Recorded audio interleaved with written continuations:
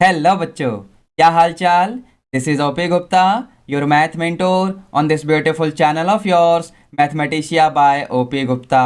तो जैसा कि आपने स्क्रीन पे देख ही लिया होगा बच्चों, आज हम प्लेजर टेस्ट सीरीज डिस्कस करने वाले हैं क्लास 12th के लिए।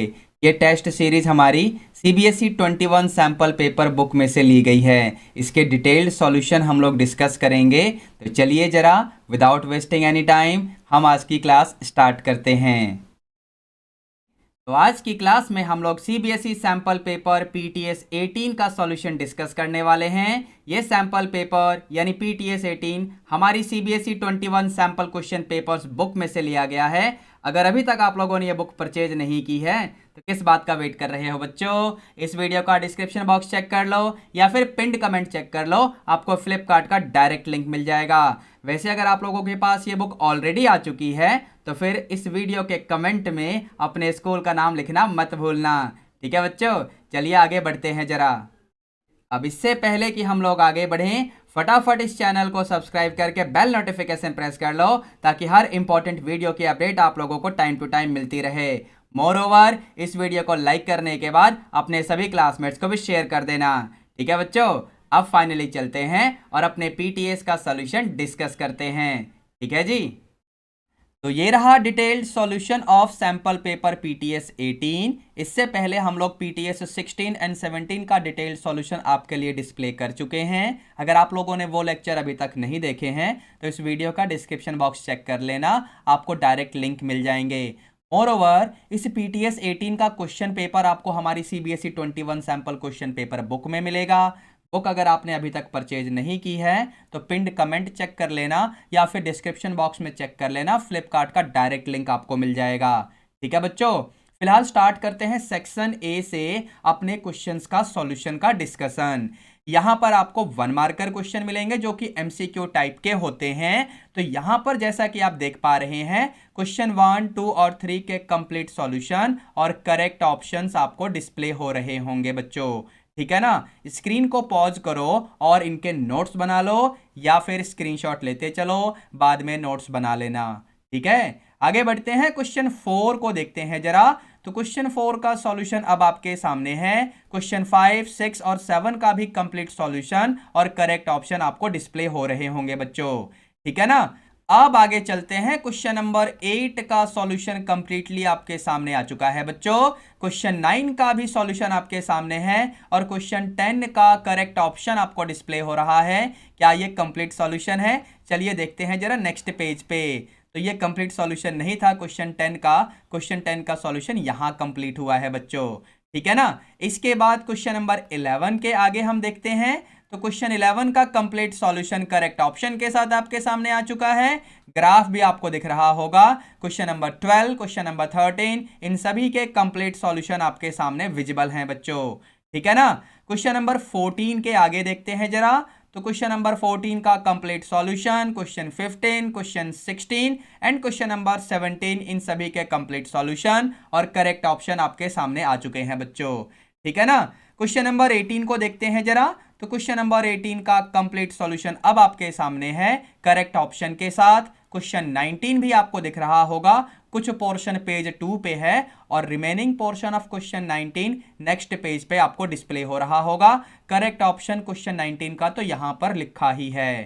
ठीक है बच्चों, आगे बढ़ते हैं जरा, क्वेश्चन नंबर 20 को भी देख लेते हैं। तो क्वेश्चन नंबर 20 अब आपके सामने है। करेक्ट ऑप्शन ये रहा, कंप्लीट सॉल्यूशन करेक्ट एक्सप्लेनेशन के साथ यहां पर डिस्प्ले हो रहा है बच्चों। तो इसी के साथ सेक्शन ए खत्म हुआ। अब 2 मार्कर्स यानी सेक्शन बी की बारी है। तो यहां पर क्वेश्चन नंबर 21 दोनों क्वेश्चन आपके सामने है, मतलब अल्टरनेटिव भी है इसमें, उसका भी सॉल्यूशन आपके सामने डिस्प्ले हो गया है बच्चों। ठीक है ना, फिर क्वेश्चन नंबर 22 का सॉल्यूशन अब आपके सामने कंप्लीट डिस्प्ले में आ चुका है। क्वेश्चन नंबर 23 में जो फर्स्ट पार्ट है उसका सॉल्यूशन यहां पर डिस्प्ले हो रहा है। सेकंड पार्ट यानी इसका अल्टरनेटिव है, उसका सॉल्यूशन अब आपके सामने डिस्प्ले में आ चुका होगा। ठीक है बच्चों, कुछ पोर्शन नेक्स्ट पेज पे भी है, यहां पर आप चेक कर पा रहे होंगे। रिमेनिंग पोर्शन अभी आपको दिखाता हूं यहां पर, ये लो जी। तो क्वेश्चन नंबर 23 के अल्टरनेटिव का रिमेनिंग पोर्शन बेसिकली यहां पर कंक्लूड हुआ है इसका सॉल्यूशन। ठीक है, फिर क्वेश्चन नंबर 24 को देखते हैं। क्वेश्चन नंबर 24 कंप्लीट सॉल्यूशन के साथ आपके सामने है। क्वेश्चन नंबर 25 भी कंप्लीटली आपको दिख रहा होगा। ठीक है, 2 मार्कर खत्म हो चुके हैं। अब सेक्शन सी की बारी है, यानी 3 मार्कर क्वेश्चंस। तो यहां पर क्वेश्चन नंबर 26 का कंप्लीट सॉल्यूशन आपके सामने है। क्वेश्चन नंबर 27 के सॉल्यूशन की फर्स्ट 2 लाइंस यहां पर विजिबल हैं, बाकी पोर्शन हम नेक्स्ट पेज पे डिस्प्ले करेंगे। चलते हैं जरा। तो यहां पर आप देखिए क्वेश्चन नंबर 27 का जो फर्स्ट पार्ट है उसके कंप्लीट सॉल्यूशन को अब आप देख पा रहे होंगे। सेकंड पार्ट यानी अल्टरनेटिव अब हम आपके लिए डिस्प्ले कर रहे हैं। ठीक है बच्चों, इसके बाद क्वेश्चन नंबर 28 को देखते हैं जो कि इंटीग्रेशन पर है। इसके फर्स्ट पार्ट का सॉल्यूशन कंप्लीटली आपके सामने विजिबल है। सेकंड पार्ट यानी अल्टरनेटिव का सॉल्यूशन अभी मैं डिस्प्ले कर रहा हूं आपके लिए। कुछ पोर्शन इस पेज पे है, यानी पेज 5 पर आपको दिख रहा होगा। रिमेनिंग पोर्शन अगले पेज पे मैं डिस्प्ले कर रहा हूं, वेट करिए। ये रहा जी remaining portion of question number 28 का अल्टरनेटिव। ठीक है बच्चों, तो इस तरीके से क्वेश्चन 28 भी खत्म हुआ। अब जरा क्वेश्चन नंबर 29 को देखते हैं। तो यहां पर फर्स्ट पार्ट का सॉल्यूशन कंप्लीट आपके सामने आ चुका है। इसका अल्टरनेटिव यानी सेकंड पार्ट भी है, जिसके सॉल्यूशन की कुछ लाइनें अभी आपको दिख रही हैं। रिमेनिंग पोर्शन अब आपको दिखना शुरू हो चुकी होंगी बच्चों। ठीक है ना, लेकिन ये सॉल्यूशन अभी कंप्लीट नहीं हुआ है। कुछ पोर्शन अगले पेज पे भी डिस्प्ले होगा। तो चलते हैं जरा, यहां पर देखिए ये सॉल्यूशन कंप्लीट हो गया क्वेश्चन नंबर 29 के अल्टरनेटिव का। ठीक है बच्चों, फिर क्वेश्चन 30 को देखते हैं जो कि लीनियर प्रोग्रामिंग प्रॉब्लम में से है। यहां पर ग्राफ भी आपके सामने है, corner points and value of Z के लिए टेबल भी आपके सामने है, और यहां पर जो भी एक्सप्लेनेशन है वो भी मैंने डिस्प्ले किया हुआ है। फिर इसके बाद क्वेश्चन नंबर 31 की बारी है, जो कि किसके ऊपर है, इंटीग्रेशन के ऊपर है। प्यारा सा क्वेश्चन आपके सामने कंप्लीट सॉल्यूशन के साथ विजिबल हो चुका है। ठीक है बच्चों, आप जरा 5 मार्कर क्वेश्चंस को देखते हैं, यानी सेक्शन डी की बारी। क्वेश्चन नंबर 32, यहां पर ग्राफ आपको दिख रहा होगा और ये कंप्लीट सॉल्यूशन आपके सामने आ गया है बच्चों। ठीक है ना, आगे बढ़ते हैं। क्वेश्चन नंबर 33 को देखते हैं। तो यहां पर आपको फर्स्ट पार्ट का सॉल्यूशन कंप्लीटली विजिबल है बच्चों।